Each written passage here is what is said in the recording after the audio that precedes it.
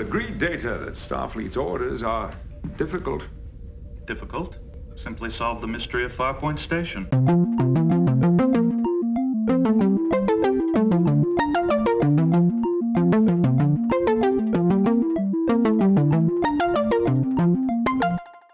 Hello, everyone, and welcome to our, as of yet, unnamed Star Trek The Next Generation podcast.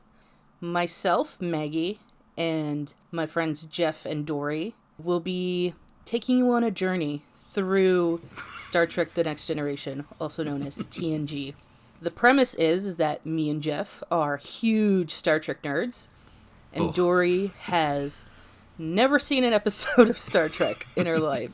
We're going to be getting some first impressions as well as some nostalgia, as well as Jeff is a little behind-the-scenes aficionado. Just call me a big nerd and get it over with. Basically. So with that being said, we will get into our first episode, Encounter at Farpoint Parts 1 and 2. We will, for the most part, be bundling up two-parters, but we reserve the right to split them up. Let's get started. Dory, we'll have you do an episode recap of Encounter at Farpoint. Okay, full disclosure, this is from what I remember off the top of my head after watching it last night. Okay, so there's the ship, the Enterprise, very quick detour. Are all the ships called the USS Enterprise? Because I feel like they all are. Am I wrong? What do you mean all the ships? Well, the only Star Trek thing I've ever consumed was the movies with the J.J. Abrams movies, and I thought that was called the Enterprise too. Am I totally wrong? Okay, so Picard actually does mention that this is our new NCC 1701D Enterprise. It's my mistake. Yeah, it's okay. My mistake. It's like a ship of the line kind of thing. Oh. Yeah, the premise is that the Enterprise is the Starfleet's flagship. Oh, okay. So it's like the brand. Sort of? Yeah. Like a Mazda. Yeah, exactly. Most not of the, sponsored. Yeah. So most of the series and movies revolve around different enterprises throughout the eras. Oh, okay. Very cool. Okay. That was like my first note on here. So, okay. Now I can get into my recap. Okay. We're on the Enterprise. They're waiting. They have to get a new guy, Riker. They're going to pick him up at that place that's like poking out of the ground. You mean the one in the title? Yeah. That's Farpoint is the fancy one and Bandy is the shitty town. Yeah. That looks very fake, like it looks like it's from a TV set. I wonder why. They're just like on the ship, heading to go pick up Riker, and then the fanciest dude pops in out of nowhere and he's like, "What's up? I'm here to be an asshole." And at first I was like, wait a minute. He's speaking some fun Shakespeare lingo, and he's dressed in a fun outfit. What's his deal? But then he kept transforming. He kept, digivolving into different outfits, and I was confused. And then there's, a chase, and then they separated. There's going to be swearing. Holy shit. I did not know. That ship can fucking separate. The top bit and the small bit, I lost my mind. Also, the bottom part looks like women's reproductive organs. You got the eggs and the fallopian tubes, and the bottom section just looks like a really wide uterus. So that was my first thought when it separated. I was screaming. Uterus. I was freaking out. Wait, is that later? Oh my God. Anyways, okay. The Shakespeare guy, Q. I wrote down people's names also. Okay, so it's Picard, Troy, Yar, and Data. Haha. I'm learning names. They get transported into the courtroom. There's some real questionable shit happening there. And then I will say, I hate Q, but he has some he enters in style.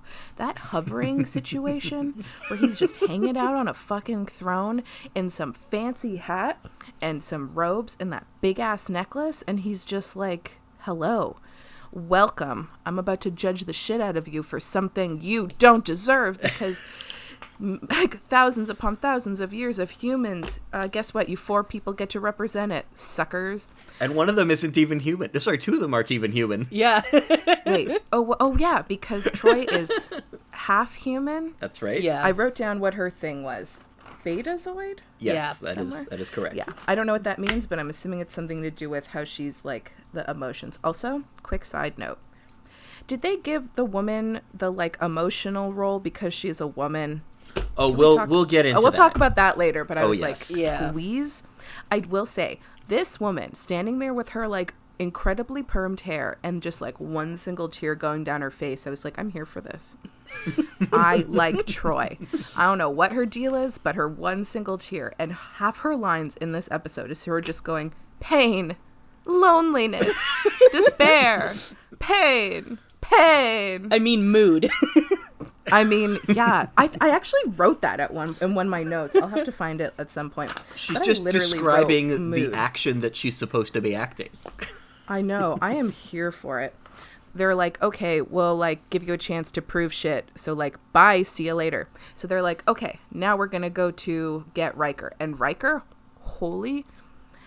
Riker is like if a Ken doll had brown hair. That's also how he walks. Like his incredible posture. And he's like, hello, and we meet Dr. Crusher, who the second she spoke about Picard, I was like, oh, those two are gonna fuck. I don't know if they have a history. And then I learned, oh no, he knows I hate Wesley. We've known him for 5 seconds. I hate precocious teens. I hate them. I hate the youth. Well, they're really going to set you up to love him. No. Oh God. You're sounding like a Star Trek No fan. spoilers. No spoilers. Okay, so we have Riker, and he's like, oh, I want that. I'm offered this thing, but I want this thing. So surprise, here, have this other thing. And that was when those apples appeared. I was like, am I blind? Did I fully just like miss that there was apples there the whole time? I was a little tired, but I was like fully unsure if I missaw or just was like, oh, it's the plot point. And then later they're like, oh no, I'm not hallucinating. I'm not having a moment. Nobody has to call 911 for me. So they get Riker on the ship.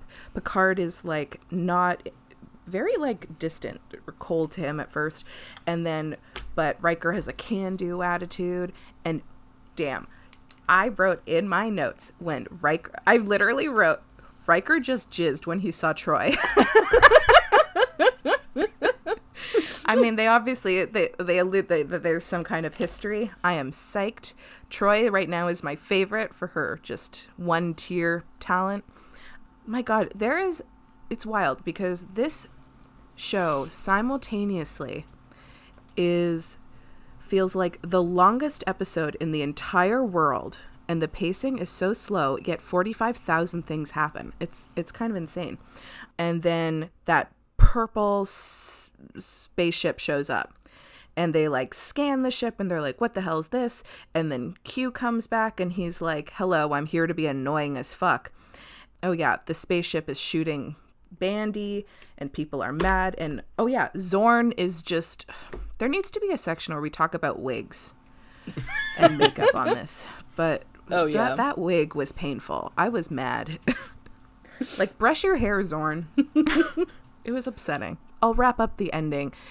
Zorn, the thing under the ground that was making the magic shit was some like magic jellyfish. The spaceship was another magic jellyfish, and they just needed to be together. Obviously, how did nobody figure this out earlier? 2 big ass space jellyfishes needed to just get together. That's the problem.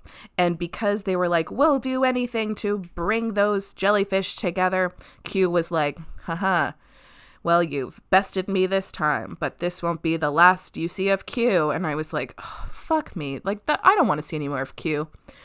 If he does come back, there's gonna be some angry words, to say the least, or some angry grunting. And then they fly away into future endeavors, which seem terrifying and worrisome. Thank you for coming to my recap. Yeah, I mean, yep, that's the episode. I'm sure I missed things, but I'm trying not to look at my notes for that recap. I'm trying to remember off the top of my head. So that's what I got. So now, you said you had a lot of questions, so why don't we get to those? Yeah, I was about to say, because that was quite the summary. Here's something that I was thinking the whole time. The uniforms. Are they assigned a color? Or does everybody get, like, a different, like, the same uniform but different colors and you switch it up? Or do the colors mean something? Because they do have a meaning as per the original series that started all of that. Yeah, each department has a different color. Okay. Red is command. Yeah. Okay. In the original series, that was yellow instead. Yellow is engineering and security. Why is it both? Who the fuck knows? And blue is medical and sciences. Yeah. Okay. Very cool. Okay, next question. Can you beam up anywhere?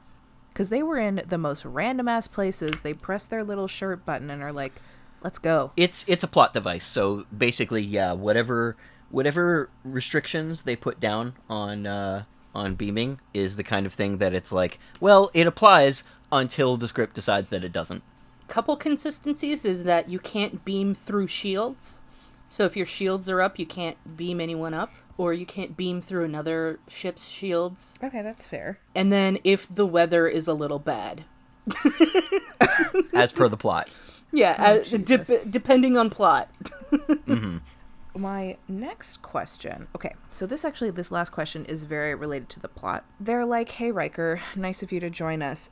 Now here, watch this highlight clip of what just fucking happened. Yep. And I was like, whoa. I had to pause the episode to write down, wait, he's going to watch the highlights version of the episode so far. They have cameras on board.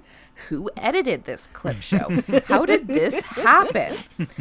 And the angles are the episode, the same angles from the episode. Like, Yep. Yeah. it's like show Inception. How did that even happen?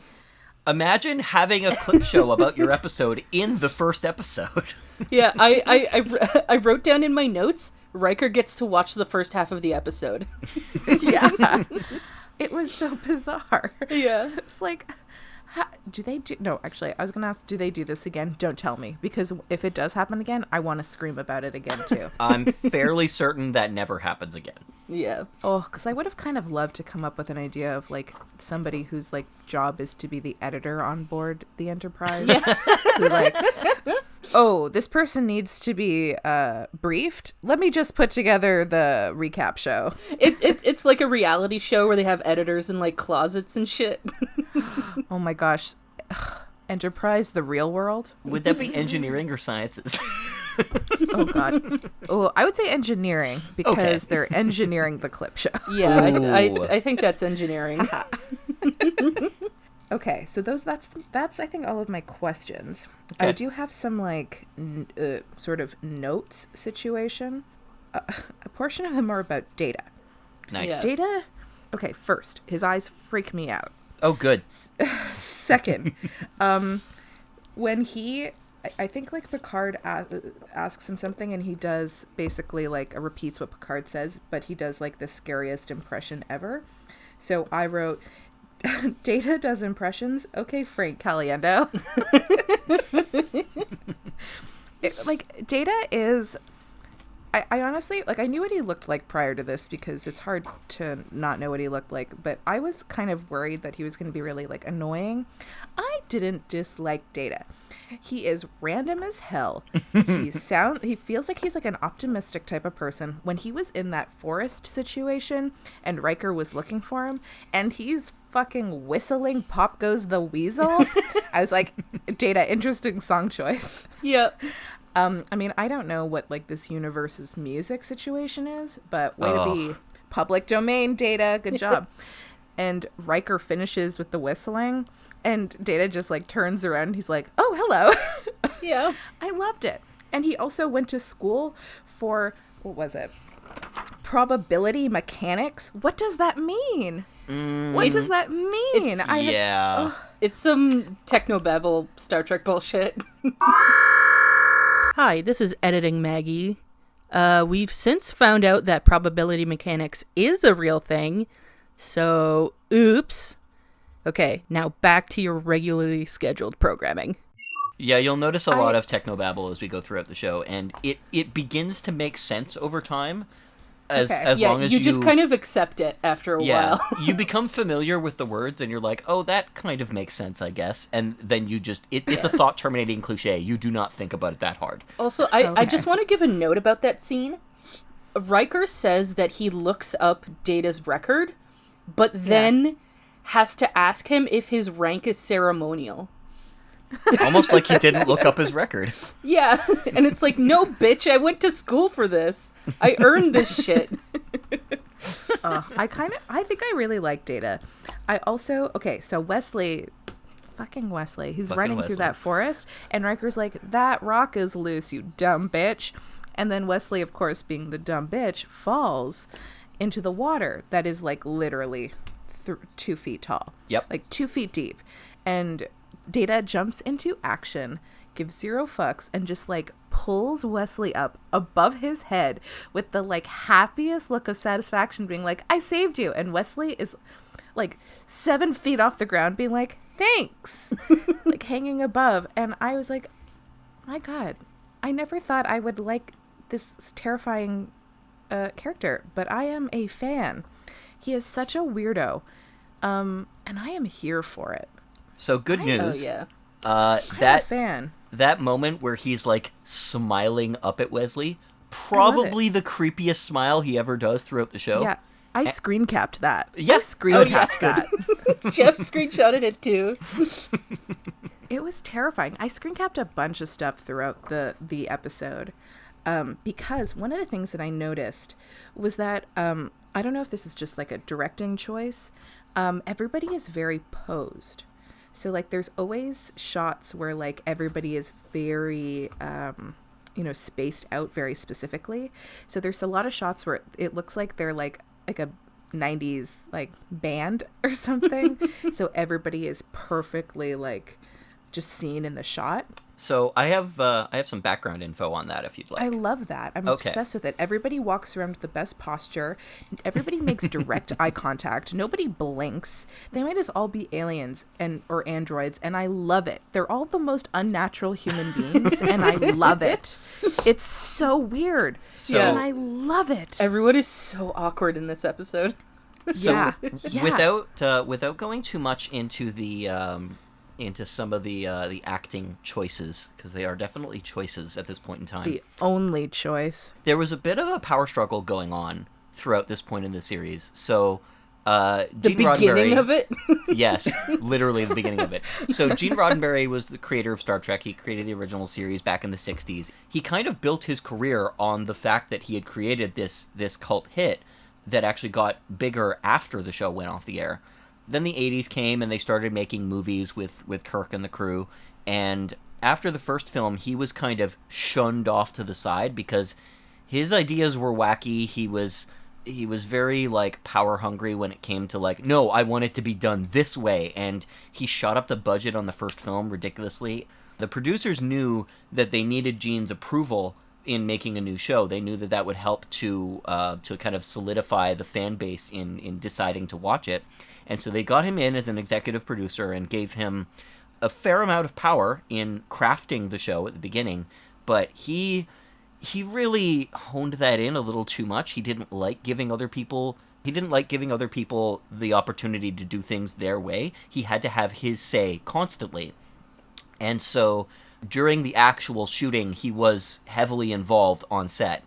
And he was also heavily involved in casting and all, et cetera, He was the one who ended up kind of making these weird decisions. Here are my ideals for, like, humanity is perfect now. They have no problems with each other anymore. Nobody disagrees with each other anymore, et cetera.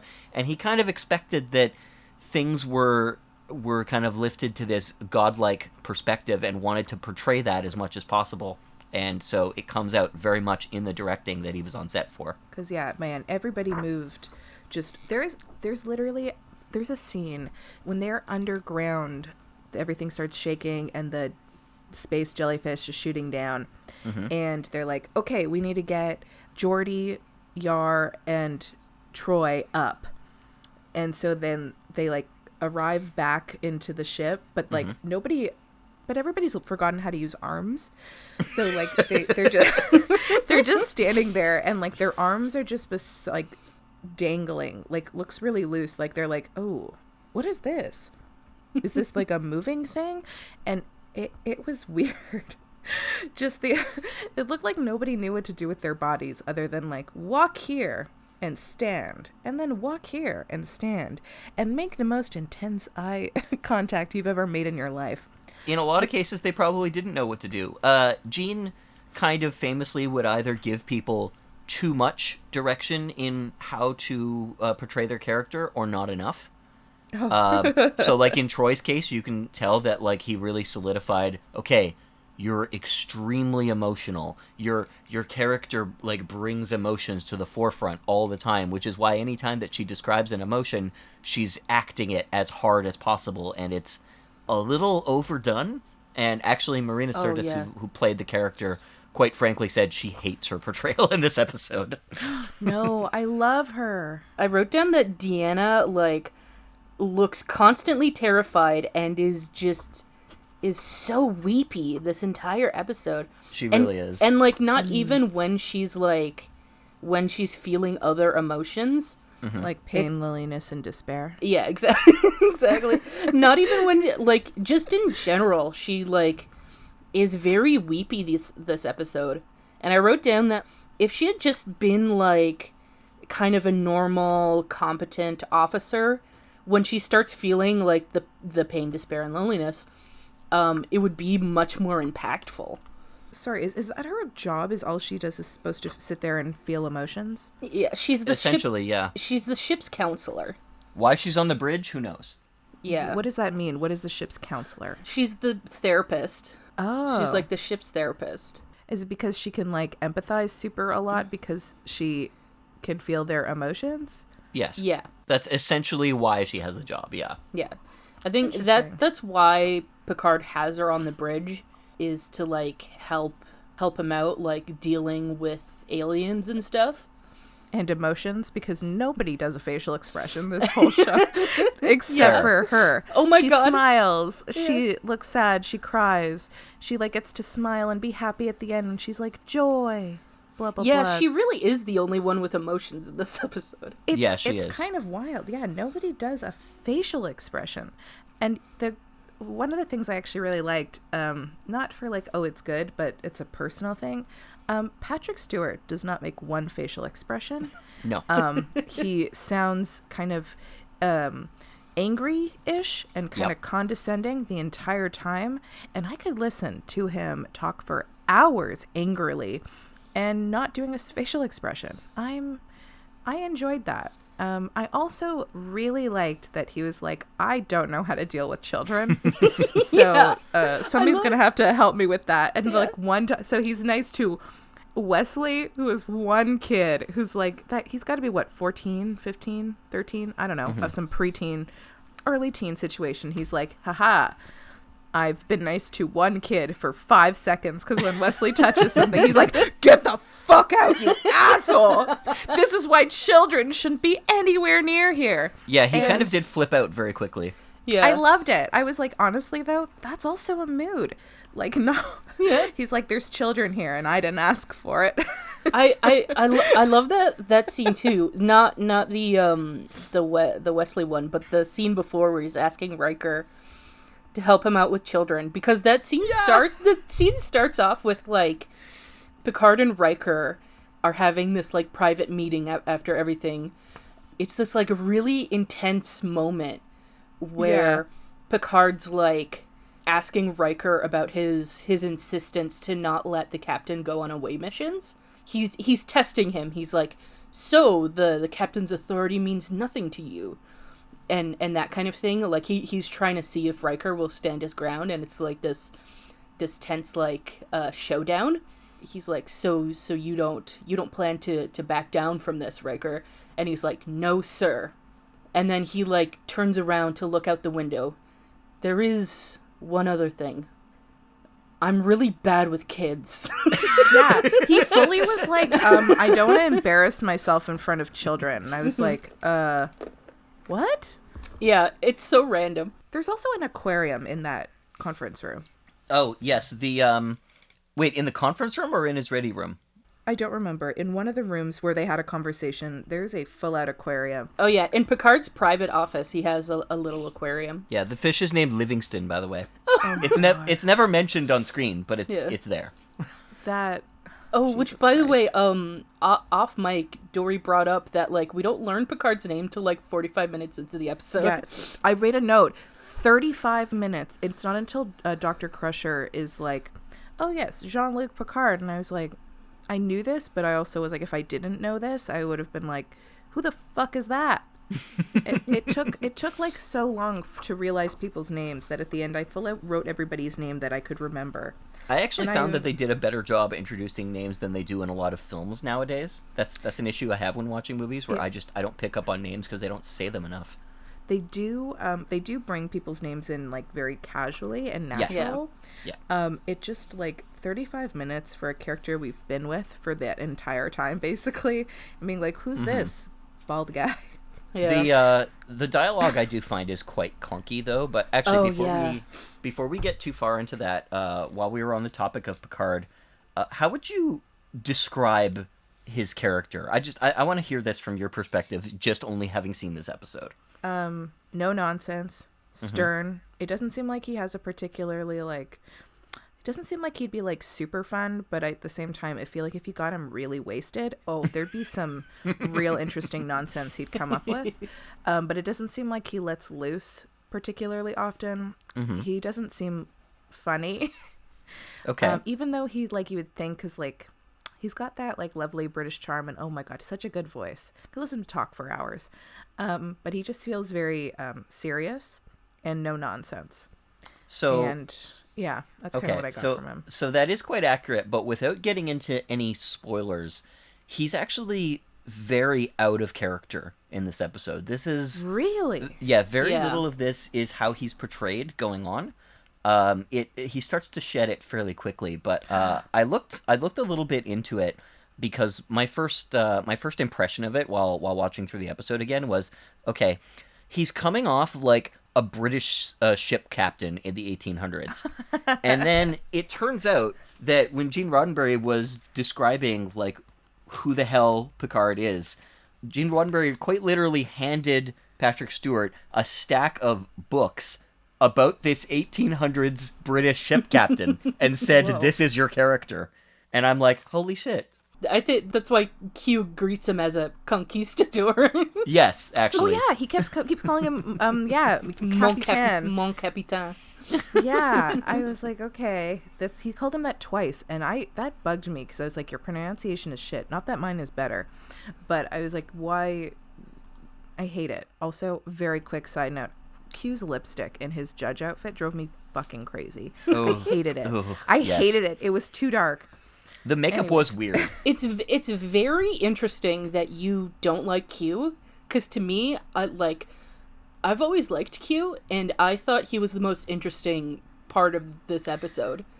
Well, here's why I don't like Q, is that he okay, I loved his entrance. I wanted to like this character so much, because I love, first of all, he got two really great entrances.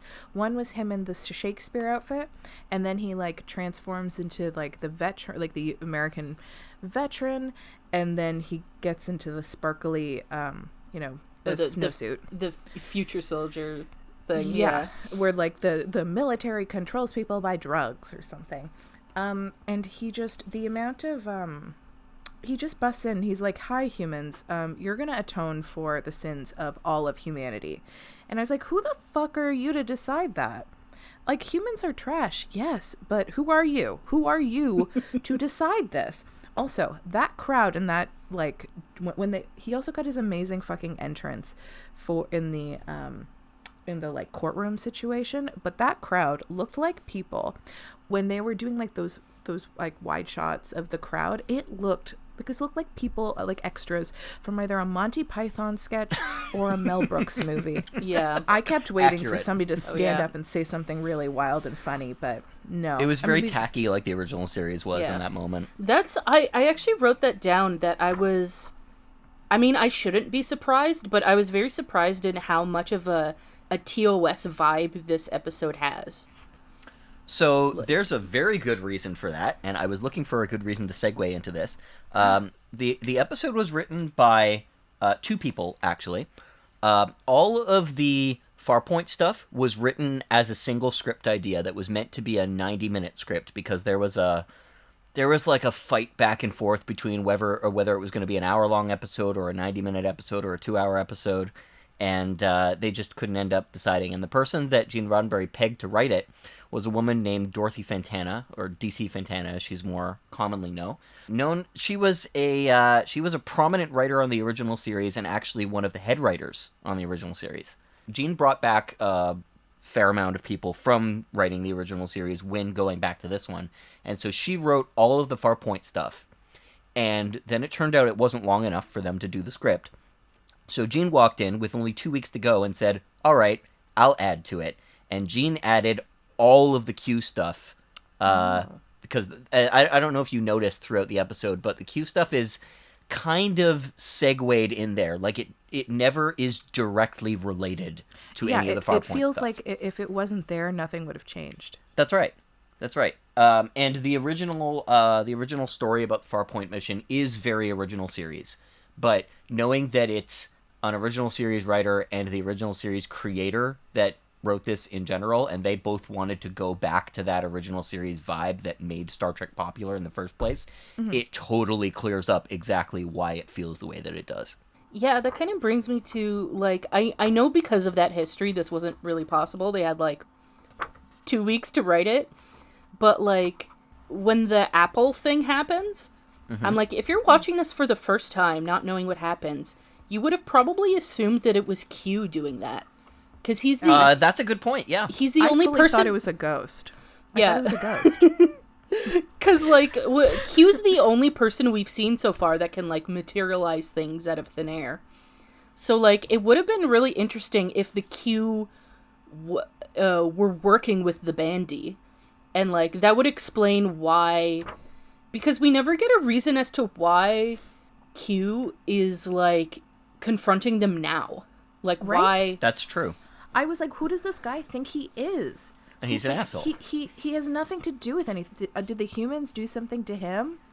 No, the Q are kind of, throughout the series, again, without getting into any spoilers, they're kind of intentionally set to be as mysterious as possible, because they're meant to be like, oh, it's so far beyond humanity that we can't really understand their intentions. It just felt like the audacity. The audacity. You have nothing to do with anything, and then you show up and are like, atone for these sins and for all thousands and thousands of years of humanity's bad shit. Well, and so the background what? behind that is actually Gene at the time was in correspondence with Isaac Asimov, who had just written Isaac Asimov's Guide to the Bible, which was a major case for humanism, which is this rejection of religion throughout society. It's a very scientific atheist ideal. And so Gene had read that recently, and he was very on board with it. So he kind of wanted to portray this godlike character and be like, okay, this is humanity saying, we don't need you anymore. Though it does explain why he portrayed Q to be as arrogant as possible. Yeah, because I think, his whole deal was like, what if, like, God came down and, like, passed judgment and humanity rejected his judgment? Keeping in mind this was written in 1987. Yeah. So there was a really big issue between religion and atheism in the public sphere in the United States during that time. Yeah, the 80s were kind of like the rise of the evangelicals in the States. Yes. Also, I love right off the bat we get some Cold War commentary. Yes, 100%. with the commies. The soldier being like, oh yeah, when Q turns into the soldier being like, we have to fight off the communists. Did you notice that Picard described that? Described it as he's wearing, like, we haven't worn costumes such as that in a long time, and I'm like, Picard, you're in the military. Also, I think it's really rich for him to call that a costume. Look what you're wearing, buddy. Yeah, seriously. You're wearing spandex. You're wearing spandex. I think on the like spectrum of costumey, I think you've won, buddy. You're in a costume. If anything, the other uniform just looks like a suit. The costuming is actually quite weak in this episode, I find. Yeah. Well, I do love Q's judge's robes. Yes. Oh yeah, that is a look. That look, that combination. You got the hat, he's got the gloves, the robe, the shitty makeup, and the necklace, and he does not get up from that stool, from his throne. Yeah. And does not move from that throne, and it's what a power move, honestly. Also, when he exits on that throne, that was, I mean, you could actually see a little bit of like the mechanical bits underneath. Yeah. Yeah, it's a forklift. But that didn't take away of the beautiful of that. He just went backwards into nothing. And I was like, how do I do that? I want to achieve that kind of entrance or exit. I want to disappear into nothingness. Yeah. I love that his throne's on like a jib rig. Yeah. It's pretty incredible. I freaking loved that. Oh, also, when the courtroom thing came up, I just wrote, oops, racist Asian stereotypes. I wrote that too. Yes. I wrote that too. Yes. Like, ooh, those, I guess Oh my gosh, yeah. what would you call the court clerk, I guess? Or whatever? I suppose. Like, do they even have clerks? I don't The know. assistant, the associate producer. No, Yeah, the guy who runs the show, you know, the one that tells you to like sit down, stand up, and shit. Mm-hmm. Yeah, oof. We get he's in like what looks to be kind of, I guess, Mongolian inspired garb. Yeah, it seems like he's that. got like the Fu Manchu mustache and like is speaking in like a really broken Asian accent, and it's ugh. It's rough. Yeah, it's Also, rough. The bailiff, what is him with the gun? He shoots into the air 1,000 times. He shoots into the ground 1,000 times. Oh, and yeah. then the other guy, the replacement bailiff, goes and just shoots him. And I was like, what is this courtroom? Yeah. What are the rules? How does this even work? They just can be gun happy until they can't be gun happy?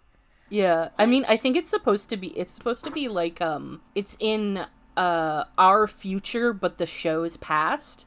So it's like, oh, look, like, humanity's gonna fucking go down the toilet, for a while, and then we're gonna, like, you know, get lifted back up again. So it's like, this is what the courtrooms are gonna be like. It's gonna, like, fair trials are a thing of the past, and it's supposed to be, like, kind of scary. Guilty until proven innocent. Yeah. Oh, yeah. I did write down in terms of, so there's 2 moments during the courtroom that I was, like, probably too loud in my apartment responding to. One was, like, they tell everybody to, like, stand, and then Yar and Picard, that crew, they all sit down, and I was like, oh, wow. Shots fired. There's a lot of power Yeah. moves in this episode. Yeah, yeah. And the best line, though, in that courtroom scene, Picard, he's like, you have to say you're guilty. And Picard is like, he goes, I see no charges against us, Your Honor. Oh, yeah, that line was pretty badass, actually. It's like, It's not just that, but the response Oh. that the people in the courtroom have is essentially the same response that the audience is having. Yeah, where it's they're like, just like, oh, burn! It's like that meme of the guy with like the bunch of people beside him. Oh god, I don't know how to describe it. I don't remember what happens in that meme. Oh, Anyways. I know which gif you're talking about, where the guy Yeah. goes like, oh, and he backs up into His the crowd of his friends. buddies. Yeah. Yeah, that's what it made me think of, because I was like, what a move, what a power move. Yeah. About us, Your Honor. Yeah. Us. And I just want to mention on the battle bridge, we get a little Chief O'Brien Easter egg. Oh yeah, yeah. I noticed that. It's like, oh, should I even mention O'Brien? No, let's not go into him. Let's just, he's there. Yeah. No other words about it. Yeah. So no spoilers, but like one of the actors we see ends up playing a different character later on. Oh. Well, I don't know if he's playing a different character. I think he's still credited as O'Brien. Is he? So It could I'm be. pretty sure they introduce him as O'Brien. They don't say it on screen. Well, 'cause but I mean in the credits. No, because that character is an officer, and O'Brien isn't an officer. Okay, let's be fair. They're never consistent about that in Star Trek. That's true. I think O'Brien is routinely referred to as like Lieutenant for the next several seasons on TNG, and then they kind of change that up once they switch over to DS9. But Oh, maybe. It really doesn't. It doesn't matter. no, it doesn't. Yeah. Let's not get too much into that. Yeah. Dory, I have a question actually. So Sure. you seemed pretty excited by the saucer separation thing when you were describing that. Oh, I lost my mind. That's surprising to me because I see that and I'm like, I mean, it's a good effect, but why is this happening? So let me hear your perspective on that. Was that actually an exciting moment, or is it just something that I'm so over? Well, no, it's just I didn't know it could do that. Oh, okay, fair I enough. had no idea it could separate. And then when they were like, "Oh, let's put it back together, but let's have Riker do it manually." Yeah, I that was like, weird. Wow, what a power move! And Riker was like, "Move this 3 degrees backwards or whatever, -3 degrees," and everybody was like holding their breath. And I'm like, "Oh, he's gonna nail it." Brown-haired Barbie is going to nail it. Sorry, brown-haired Ken is gonna nail it. Yeah. I have some things to say about that. It was great. Yeah. Oh my god, sorry, but I have to get on this. But like when Picard's like, we're gonna have you redock the saucer manually, I'm like, there's literally no fucking reason to get him to do it manually. It's so fucking dangerous. Yeah. Like, it does seem like it's a very tiny, like, it seems like you need very specific instructions. Yeah. And do you know how hard it is to dock things in space? It's like you have to make. I can only speak from my own personal experience, so no. Oh, why not? I have not personally ever docked anything in space.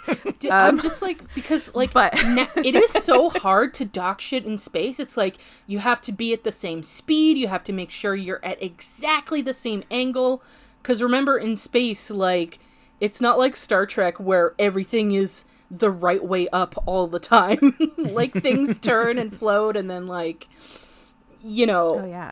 It's just like, I don't know. That scene makes me unreasonably mad because I'm like, there's literally no reason to make him do this manually. Also, how did he even see 3 degrees difference when he's like approaching the saucer section again? How good he is. Exactly. It's because he's that good. Riker shows up. He's that good that when he walks into the ship at one point, he asks this lady for directions. She shows him the automated screen and she checks out his ass while he walks away. I noticed that. That like, good. She gives him like the weirdest good. look. I a great screen ass. capped those as well because Yeah. not of his ass, but of her face, because I was like, that's checking out his ass. Yeah, 100%. That's the name of the podcast, right? Checking out Riker's ass. I mean, why not, right? Riker right now just seems like a very he seems like he's gonna be fun. Like he seems very like good old boy next door. I can do it, and I'm gonna be friends with everyone, even though I'm kind of a little bit prejudiced towards Data, but still we're gonna like him anyway. So Speaking of characters that make an impression, do you remember that old man that Data was talking to? the 137-year-old man. Yeah, I got Yeah, notes. what was your impression of that? I don't know, but he did say you treat a lady and you treat her like a lady and she'll always bring you home. That's the words of wisdom from that dude. So that's the extent. Is I can't figure out if this is a nice thing to say or a kind of sexist thing to say. The makeup on him is actually god awful. Oh, it's terrible. The old age makeup on Star Trek is always awful. Yeah, but his in particular, because they were doing so many close-ups, it really stood out to me. So that is actually Dr. McCoy, who was a character on the original series. Is that the doctor one? Yeah, so what I find weird about it is they have him, like, giving a send-off to the ship, but that scene seems exclusively for people who were very familiar with the rest of the series because they don't say his name. Because I was just going to say, was that supposed... Okay, you said it's the actor, but I was like, was that supposed to be McCoy? Yes. Yes, Okay, so that is supposed to be McCoy. Oh. Yeah, that is McCoy. Okay, I did not get that at all. I didn't catch the name. I didn't catch anything other than... They didn't say his name. It Yeah. apparently wasn't Okay. even in the script because they wanted to keep it a secret that he was even going to be there. Yeah, that was exclusively a fan service moment. Yes. And But would people have recognized him? With oh the- yeah, People would have Yes. 100% recognized him. Well, I don't know about that. I didn't recognize him when I was a kid. I was like, who's this old guy? Why does he look weird? Also, he doesn't really act very much like McCoy. He acts way more like a hick. And I know Yeah. that's supposed to be McCoy's history, but we've never heard McCoy talk like that throughout Star Trek before, so it's really weird. True. I guess, but, like, the adults watching the show would recognize him. Probably, yeah. Yeah. And that was, like, exclusively a fan service moment. I thought it was a nice little moment, and I think, if I'm not mistaken, I think that's the capper to part 1. I think when they split up the episodes, that's the last scene of part 1. Yes. Do you remember when Riker steps off onto the bridge for the first time, and they do that kind of shot where it's looking down on it, and then, like, Worf turns to him and starts talking to him? And this is when Riker goes into Picard's ready room for the first time. That's the beginning of the next episode. It's super clear from the way it's directed. For the record, the episode was shot as 2, but they wanted to be able to separate it in syndication if they had to for like further broadcast in the future. So it was intentionally done like that. Okay. That's cool. I find it's, unless you're looking for it, you don't really notice it. It's pretty well put together as both 2 separate episodes and as a single one. So Yeah. I'll give it that. I still think it's really awfully paced, but you know, whatever. Only because I kind of know, like, how TV shows are structured and stuff. It's very, like, obvious that that's supposed to be like a capper scene. Yeah. But I think, like, if you're just watching this, you probably wouldn't pick up on it. Mm-hmm. Oh, and the pacing too, that goes back to your point, Jeff, of, like, saying that it was, like, kind of written last minute. No, it was only the Q stuff that was written last minute. Yeah. But my point is, I think you told me that even after Gene Roddenberry added his stuff, it still wasn't long enough, so they had to add, like, padding and stuff. That's because of the director, Corey Allen, whom they knew going in, when they hired him, rather, that this is a guy that when he directs things, he doesn't leave any room for error. There's no, like, extra space at the end of his shots. It's just, like, immediate cut. He's a competent director. He conducts his sets really well. It's just that everything always turns out kind of short when he's the one directing it. The scene when Picard steps into the sickbay to talk to the doctor there. That was one of the scenes that they added on. However, I wouldn't say it was a bad scene. No, that definitely. was a good decision. It's so weird because what they were going for was that, like, you know, Picard and Crusher have this awkward relationship because he was in command of the mission where her husband died. Yes. But it really just comes off like they had a thing. Yes, like absolutely. they had a romantic thing. Like they're especially when she's like, "I requested this position, sir," and he's like, "You requested it?" And then looks at her like he's hot for her, and it's like, He was Jesus, hot for her. calm it down, Patrick Stewart. and there's a theory that, like, Wesley's actually, like, Picard's son. I literally thought that. Yeah. Okay, when he went to talk to her and they're talking before, like, even though I knew because they said earlier that, like, he brought the body of Mr. Crusher. Yeah, they won't talk back. about him more until later. I thought she was gonna be like, oh, and Wesley's your son. I don't know. There was some tension. Yeah. Well, the way that they introduce Wesley when he steps onto the bridge, and it's like, "And this is Wesley, my son," and Picard's just like, "Your son?" And he's like dumbstruck for a second, and it's like, But then "Guy, she's- you met him before." So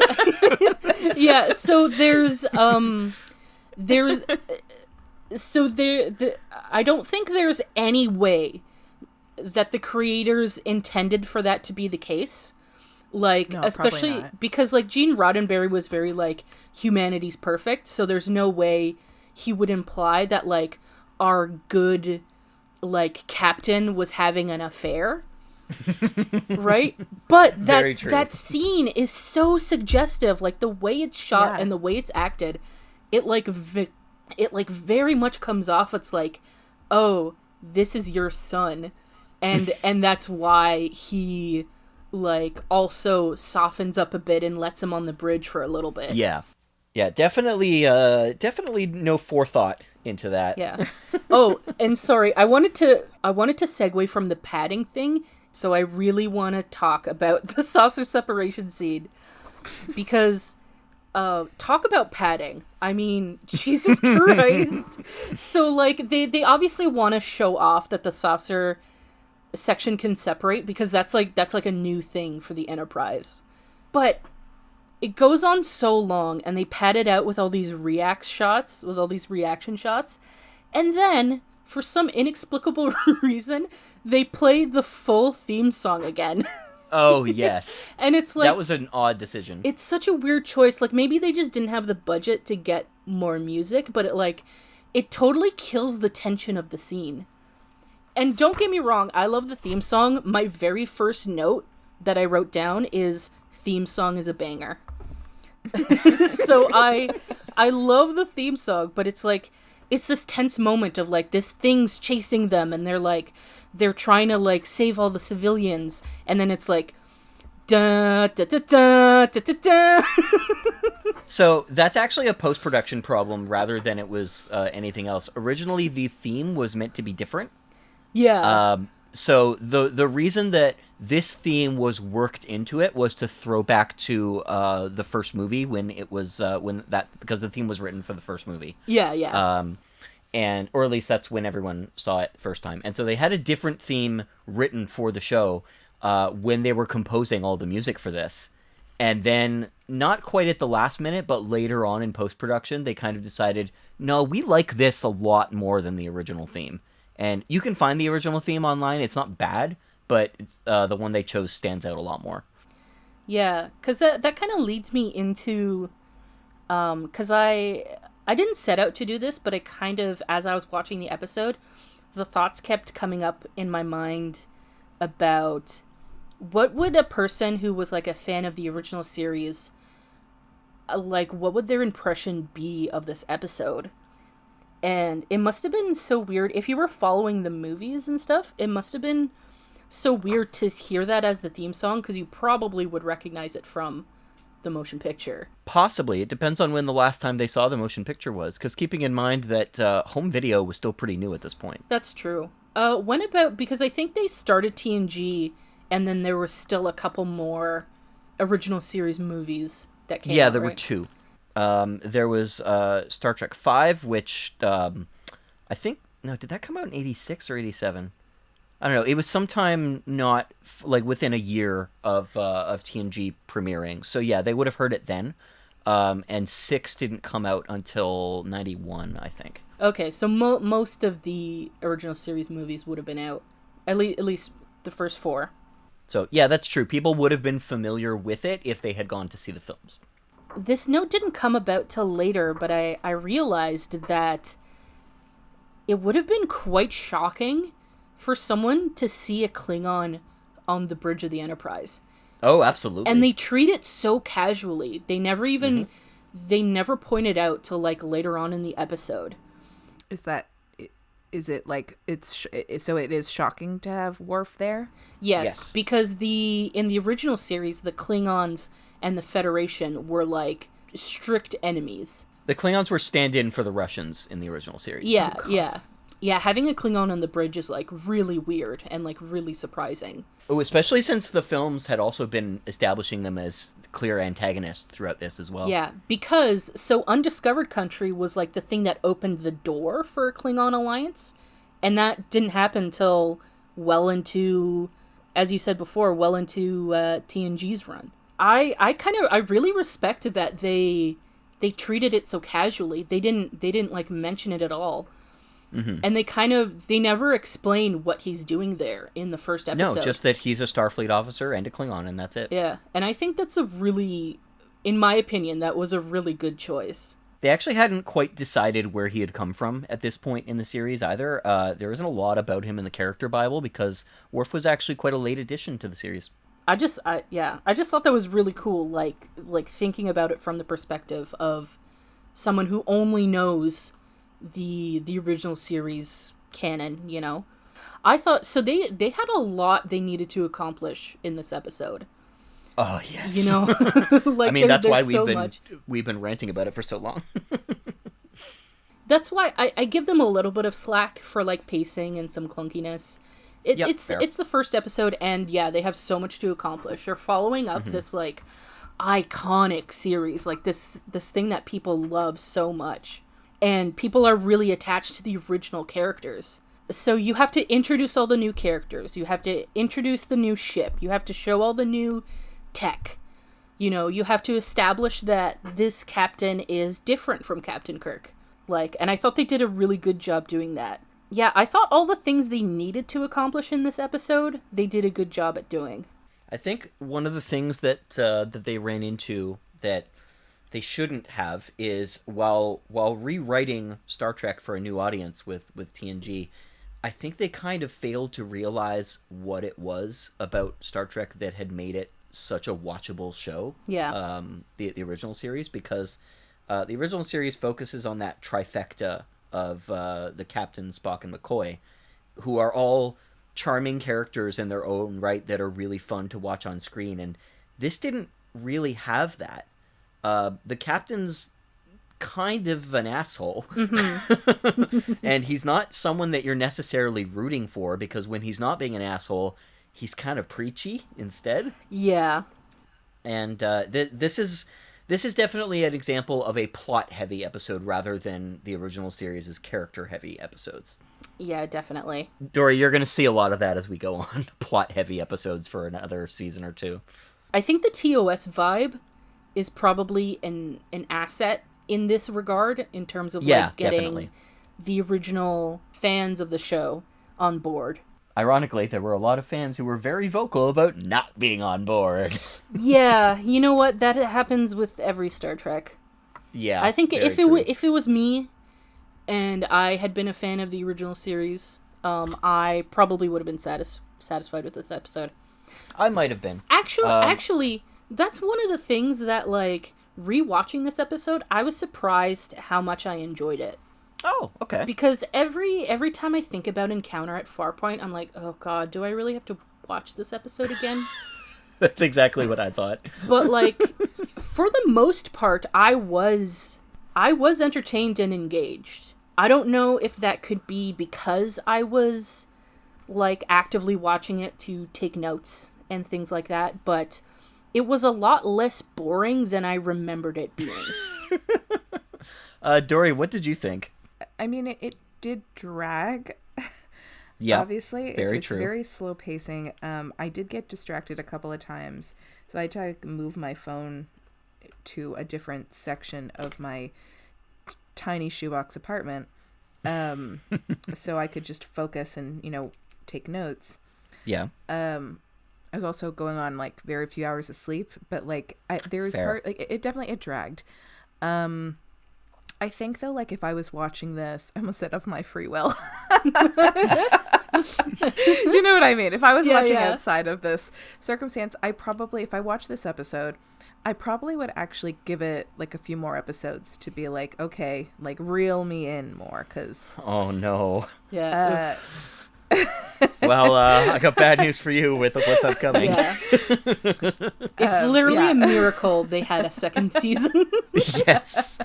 I can think of maybe 1 or 2 good episodes in the first season, and the rest is just like cringe-inducing. But we'll get to that. Don't tell me which ones are the good ones. No, absolutely not. But I think like I'll always be able to find things there was a lot of things I enjoyed. I do love how much of like an ensemble cast this is. Like you meet a lot of people. Very true. I think it might actually be too many, but and I do like that Picard is like kind of bitchy, and I'm kind of here for that. True. And I love so far Troy is my favorite character, with Data coming in like second place, but really close, because he's such a weirdo, and I love him now. I think the more I think about it, the more I think I really like Data, because he is such a weirdo, and you know what, I'm here for it.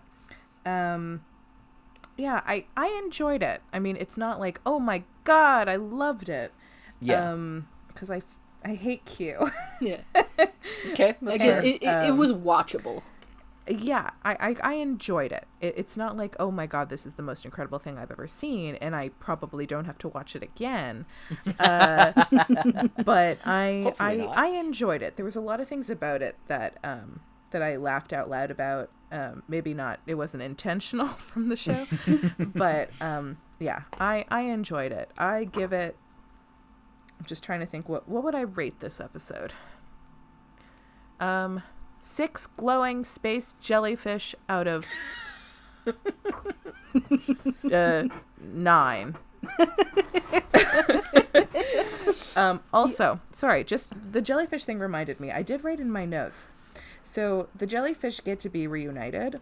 Did you notice that one was blue and one was pink? I was like, they're giving jellyfish gender roles. Did you notice that the blue one was actually the one that was captured and the pink one is the one that came to save him? Yeah. Oh, no, I did notice that. Yeah. I didn't notice the colors, to be honest. But they needed to distinguish that it was a boy jellyfish and a girl jellyfish. Can't have no gay jellyfish. Yeah, God forbid. Like, why is, like, that's so bizarre to me. While that definitely is something that comes out very strongly now, if you can ever find clips of it as it originally aired, maybe from, like, the DVDs or whatnot. Yeah, because this is the remastered version. Yeah. The colors are actually extremely muddy, and it's quite difficult to tell that the two of them are even different colors. Now, they still intended them for being to be different colors when they made the effect, but it really didn't show on television. Most people's televisions just weren't really good enough to show it, and the broadcast wasn't good enough to show it because it was TV. Yeah, I mean, I wrote down this original air date was September 26th, 1987, so... Literally one day before I was born. Ooh. Yeah. Also, almost like anniversary, because today is...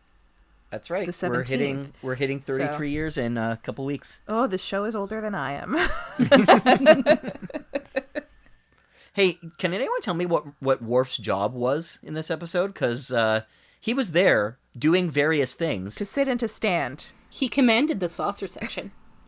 Well, yeah, but I mean, what his actual duty on the bridge was? Because it seems that he's just kind of a fill role. He can do whatever the fuck he wants. Yeah, definitely. Or whatever he's told to do, and that's it. Yeah, I don't think they've established his role yet. I know there's a point when they're dealing with the saucer section thing, and they focused really hard on, okay, everything is being done by, like, text message only, which was a weird way to go about things. Printout only. Yeah, but why is it that when Picard orders 2 people to go down to the battle bridge, they both immediately stand up, 2 other people come in from out of nowhere and sit down? When did they get a printout? Did they just know immediately? Oh, we're just waiting here in case, someone gets ordered off of their section? Yes, well, they're on standby.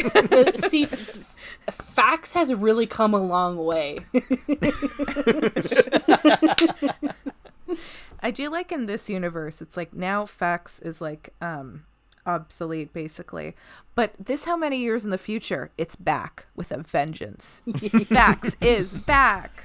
Yeah. I mean, there is a moment when Riker's finding his way around the ship. Do you remember when he's talking to the computer to find his way to get to Data? Oh, yeah. And the computer's, like, giving him directions, like, turn right at the next corridor. And, like, that seems super mundane to us now. That was, like, peak future tech when they made this in 1987. That was what everybody thought that, like, driving was eventually going to be. And...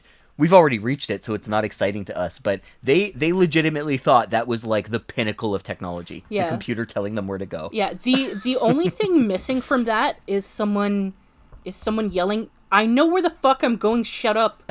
Shut up, Siri." Yeah, GPS is really helpful until the second you know where you're going.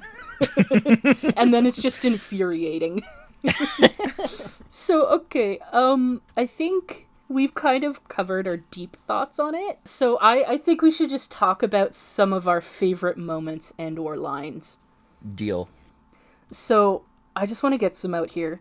So we start off, we get we get our banger theme song coming in. And then we start off with, like, Patrick Stewart's beautiful silky voice giving his first captain's log, and it's, like, really nice dialogue and very intriguing and interesting. And with an extremely cinematic shot where we don't know what he's actually doing. He's just walking towards the camera. Oh yeah, Patrick Stewart gets, like, a dope reveal. He's just, like, silhouetted, and then he, like, walks into the light and reveals. Oh yeah. Patrick it looks like Stewart. He's coming out of a prison cell. Yeah. So we get all this like nice intro, and like, oh man, this is like gorgeous and intriguing. And then it immediately, the second the captain's log is over, it just immediately switches to high school play. He's just like, Star Trek's order is rather interesting, don't you think, Data? And it's that scene is awkward as shit. Yeah, and Deanna's like, Farpoint Station. I wonder what we'll find there. Bum-ba-da-da-dum-bum. Yeah, it's so bad. Also, Data's lines in that where he's delivering... Oh, yeah. He's delivering like he's like a robot that's never heard an emotion before. His intro Inquiry. is so bad. Like, Yeah. That Snoop monologue, or was it? Yeah, Snoop. That what the fuck was that? where he doesn't know. You don't know the word Snoop, and then what? Yeah, How is he never? It's it so made no awkward. sense. I was thinking, like, in Data's intro, I'm like, if you didn't know anything about this show, right, and you didn't know anything about Data, you would think, oh my god, this character is going to be so fucking annoying. Yes. That's what definitely. I thought. That's literally what I thought. Yeah. That's why I'm surprised how much I like him. Yeah, He's because not nearly as annoying as I thought he was gonna. I don't find him annoying at all, actually. It's a bad scene. Yeah, his intro is awful. And then another one of my favorite moments is we get our first counselor obvious moment with Deanna, where Q he freezes a dude, and the dude's like, he's covered in ice and falls down, and then she goes up to him and yells, "He's frozen!" Like, no shit. Thank you, Deanna. Yeah, we totally didn't need that at all. Great contribution to the scene. And then I think this just made me laugh for some reason. But like when Riker gets to watch his little episode recap, after he's done, he does the slowest turn. Like he just slowly, very slowly turns around. And he's... If that recap had been later in the episode, they could have used it in lieu of a last time on Star Trek: The Next Generation thing. Yeah, for sure. But no, instead it's like 30 minutes in, and it's like, why? Yeah. What is this padding? Is that what this is supposed to be? Oh yeah, and then I wrote a couple things down, a couple notes down that I really liked. When Wesley shows up, I just wrote "annoying child alert," and then when Riker and Deanna meet up, I just wrote, "Uh-oh, you got to work with your ex." And when the way she keeps saying the word Imzadi is like super forced too. And when It's meant to be like a pet name. Yeah, and when Crusher ices out Riker when they meet for the first time, I just wrote... Oh, yeah, what is with that? I just wrote, absolute queen.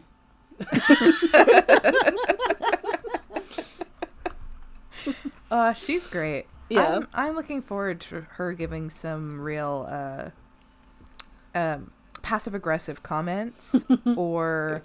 She definitely keeps that aspect of her character. I love that. I hope she's a bitch, and I am rooting for her. So I actually, what I really enjoyed the most out of anything out of this episode is watching Patrick Stewart not play the Captain Picard that I'm familiar with. The amount of, like, absolute dick moments that he has in this are just, like, he's just spewing, like, fucking venom out of, like, sarcastic venom out of himself, and it's fantastic. Like, there's that moment when the Groppler Zorn is calling up, and he's like, "Picard, help us, please!" And Picard's just like, "Turn that off." And at that point, he doesn't even know for a fact that Zorn is, like, the villain. He's just kind of decided, nah, fuck this guy. I don't need to put up with this crap. And then there's the when the alarm goes off for the first time, the red alert that nobody called for. It just... The ship decided to go into red alert, and he's just like, "Turn off that damn noise." I'm like, this isn't something Picard does. This is brilliant. And I love seeing him act like an asshole 1800 ship captain. But did anyone notice, after they arrive at Farpoint and Q gives them the 24-hour ultimatum, it suddenly fast forwards, and Picard is recording in his log, and he says, 11 hours have passed since our ultimatum from Q. And He's sitting down in a chair talking to Riker, and they're talking about it like this just happened. What have you guys been doing for 11 hours? Yeah, that's like because a you have whole no day. new information. You haven't gone down to the planet again. You haven't contacted them to talk about it. Riker's just recanting the stuff that he already learned 11 hours ago. What the fuck have you guys been doing? That's a good point. I didn't notice that. Like, was that bedtime? Is everyone off shift? Maybe. Well, we have 24 hours until our human race is doomed. Bedtime, though. Yeah, better sleep for half of it. I had a couple. I think we spoke a lot about my favorite parts. The Q's like Shakespeare entrance. Fucking loved that. When the ships separated, lost my damn mind. I loved anything to do with Data in this episode, even though except the Snoop monologue. That was ridiculous. Oh, I loved Picard being like, "Yeah, Wesley, you can look around, but don't fucking touch anything." Get off my bridge. Just like 1 second of like, "Oh yes, a child, you may enter my presence." I also had no idea that there were like people in the lower half that had nothing to do with anything. There's just like a lot of randos. Oh yeah, they don't talk about how big the ship is. Yeah. Oh yeah, and that they have civilians and stuff on board, which is there was also new. There's a part that I was laughing at, not because it's necessarily funny, but so like everybody, like the jellyfish is shooting lasers at the city, and Data and Riker are just like standing in a cave watching the city burst into flames. And they're like, with really bad it's effects. on fire. Oh no. And they just don't do anything. They just stand there being like, looks like there's fire happening and bombs going off. And then they like, then it goes to the next scene. And then when it comes back to them, they're lying on the ground. Riker's on his stomach completely flat and Data is completely on his back. Like, it looks like they obviously like got some kind of reaction to the explosions, got pushed back or whatever, but it's very obviously the way they were lying when the scene starts. They just lay down on the ground because like Data just sits up like a zombie rising from the dead or something, and it just looks so fake. And it's part of my thing that I love how everybody's so like posed on this show. So it's a very weird thing to like, but I do love how everybody's so weirdly, awkwardly posed and nobody knows what to do with their limbs. In terms of favorite line, so I have a couple of lines that I thought were great. One is, I think Picard says this. He goes, "We humans know our past, even when we're ashamed of it." And I was like, oh, too real. Too real. I mean, we all do. Yeah. And we're all ashamed of it. Oh, yeah.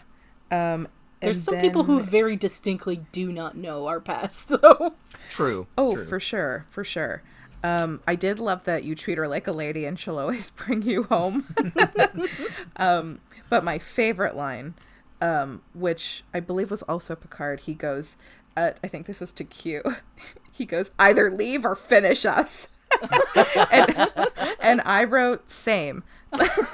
See what I mean? Asshole ship captain. I was like, I do love that. It's either like fuck off or like kill us. I don't give a shit. Just like do something to end this. Yeah. I do love that. Either leave or finish us.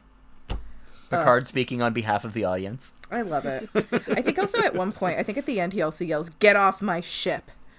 So I do like Picard, and then he just just being does. Angry. I think just the angry yelling from Picard sorry. works for me. That just reminds me of another great moment because, like, yeah, Picard's like, get off my ship, and then Q's like, "I'm going to, but only because I want to." Yeah. Not because you're making me leave. And then my very last note that I wrote in my 3.5 pages, I just wrote, "Fuck you." I think Picard feels the same way. It was fun. It was fun. All right, so I think we're gonna end each episode by having Dory guess what's gonna happen on the next episode. Oh God. Pure Okay, God. so do we want to give her a little bit like a blurb about it or not? No. I think Is there a title? Just the episode title. Yeah. Just the title. Okay. So, and I love that this is the first episode we're going to do this on, because the next episode is called Naked Time. Oh, I God. thought it was The Naked Time. It could be The Naked Time, but that doesn't really make a difference. The Naked Or Time, does Dory. it, Dory? Does that make a difference? Okay, well, here's the difference. Okay, if it was like the Naked Time, it feels like it's some kind of important event. Oh, If sorry. it's- You know what? I am wrong. I think Naked Time is the original series episode. The TNG episode is called The Naked Now. The Naked Now? Yeah. Oh, Jesus Christ. Okay. So Tell us judging about by The the Naked title. Now, Dory. Okay. So going from my love of many years of soap operas over the years and lots of other random shows I've watched, somebody's going to walk into someone naked, and it's going to Nice. be awkward for the whole episode. And it's going to be, and there's going to be a thing like they do on classic CW dramas where it's like, you've seen me naked, now I have to see you naked. And so everybody accidentally sees each other naked, and everybody's just showing each other their genitals. And some of it is accidental, some of it's on purpose, but it's gonna get weird. If there's nobody that shows up naked in this, hello, 911, there's gonna be consequences. All right. So, you'll have to tune in next time to see if Dory was correct. Or just watch the episode. Whatever's entertaining. I don't give a shit. Yeah. All right. That's all for now. We will see you in the next episode of we don't know yet. Bye.